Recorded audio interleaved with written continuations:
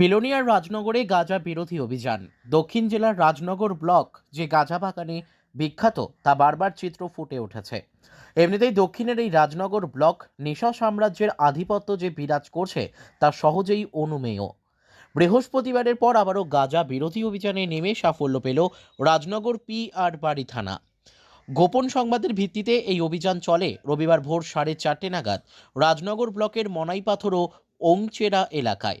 সকাল 7:30 পর্যন্ত চলে এই অভিযান। 3 ঘণ্টা ব্যাপী অভিযানে এই দুই জায়গার 9টি প্লট থেকে 18,000 গাছের চারা কেটে আগুন দিয়ে জ্বালিয়ে ধ্বংস করা হয়। বন দপ্তরে সংরক্ষিত 4.5 একর জমিতে এই গাঁজা গাছের বাগান করে কে বা কারা করেছে তার হদিশ অবশ্য পায়নি পুলিশ। এদিনের অভিযানটি হয় বিলোনিয়া মহকুমা পুলিশ আধিকারিক অভিজিৎ দাসের নেতৃত্বে।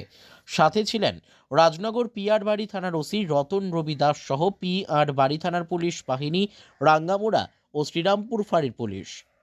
আজ পিয়ারবাড়ি থানা এবং আমাদের দুই outpost 43 BN BSF, 124 BN CRPF, TSR এর ম্যান উমেন প্লাটুন এবং ফরেস্ট ডিপার্টমেন্টকে সাথে নিয়ে আমরা আজকে মনাইপাথর ওয়াংছড়া এলাকাতে গাঁজা গাছ ধ্বংস বিরোধী অভিযান করি।